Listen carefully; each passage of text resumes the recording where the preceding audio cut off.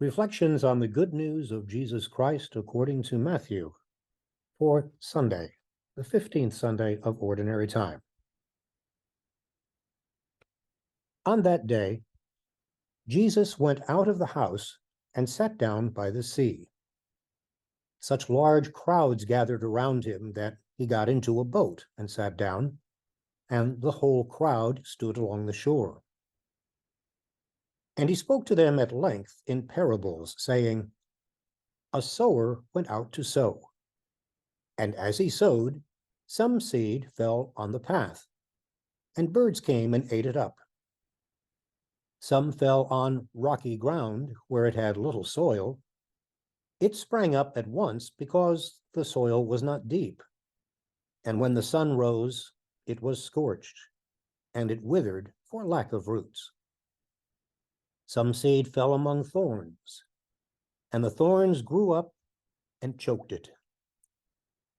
But some seed fell on rich soil, and it produced fruit, 100 or 60 or 30-fold. Whoever has ears ought to hear." The Gospel of the Lord. A teacher at an elementary school asked her students to write an essay about what they would like to be.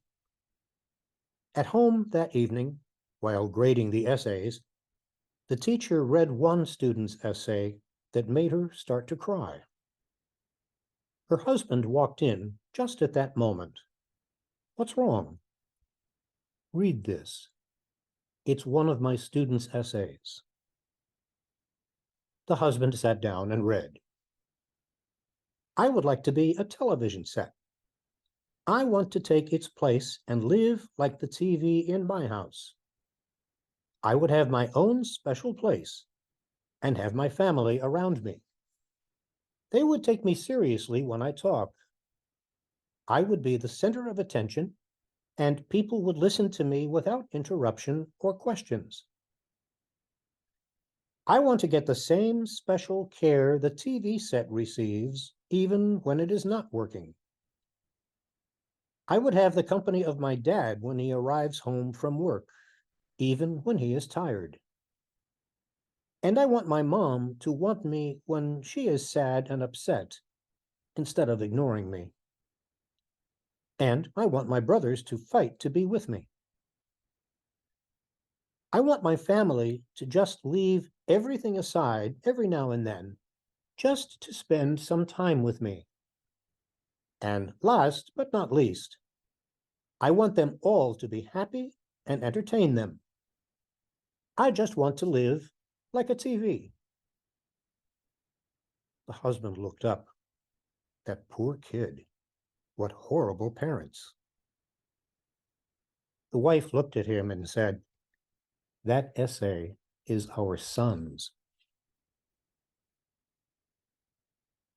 This mom and dad discover to their dismay that the love and relationship they are trying to nurture in their home is being choked by the thorns of so many hours in front of the television, and withering by a lack of attention or care for one another.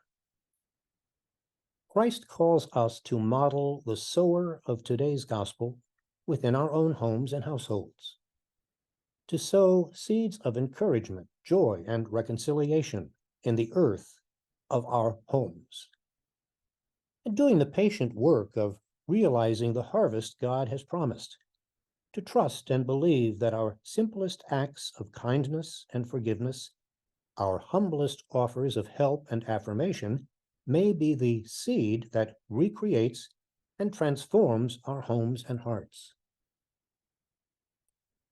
What Jesus is asking of us may look something like this.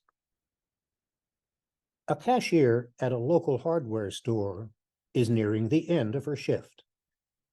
The store's air conditioning isn't working. Several sale items are not priced correctly. Her last customer shouted at her because it took so long to ring up his order. And on top of that, her feet are tired and aching. She finishes ringing up her current customer's order, who turns to her before leaving, gives her a warm smile and says, "Thanks, Kate. You have a nice day." This unexpected gesture is a cool breeze that makes her forget about the heat, the tantrums, and her tired feet. She smiles and thanks her customer for his patience. Suddenly, his long wait in line seems trivial compared to what this woman has been dealing with all day. He, in turn, drives away from the store feeling more patient and upbeat himself. He spots an elderly woman approaching an upcoming crosswalk.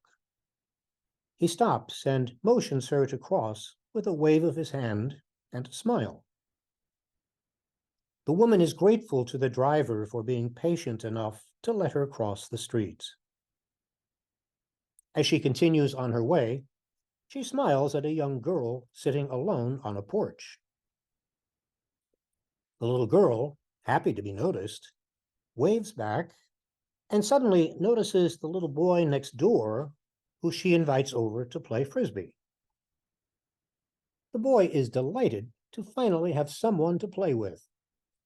He has been moping around his yard all afternoon because his older brother is off with his own friends, not wanting to be stuck with his kid brother. As the children play, the frisbee flies into the yard of the new family on the block. When he retrieves the toy, the boy invites the new kid on the street to come and play with them. This warms the heart of the new kid's mother. She hugs her husband and tells him that she thinks their son will make lots of new friends here. This reassures the husband as he leaves for the hardware store to pick up a few things needed to complete repairs on their new house. When he pays for his purchase, he smiles at the clerk, who looks tired but cheerful. He notices her name tag. "Thanks, Kate," he says. "Have a great day." Jesus' parable of the sower calls us to possess the faith to sow seeds of compassion, understanding, and justice on whatever ground we can. An encouraging word, a kind act, a moment to listen can all result in a harvest of hope greater than what we might imagine. Jesus challenges us in the parable of the sower to be both sower and seed. If we seek peace, have we planted the seeds to realize such peace? If we seek trust and understanding, have we cultivated the ground to nurture such trust? If we seek a loving and giving family life, have we created the climate of acceptance and forgiveness that makes such love and understanding possible? Christ calls us, as his disciples, to be sowers of the things and values of God in order to reap the harvest of the reign of God. What is helping or hindering the growth of God's word in my life? Thanks for listening.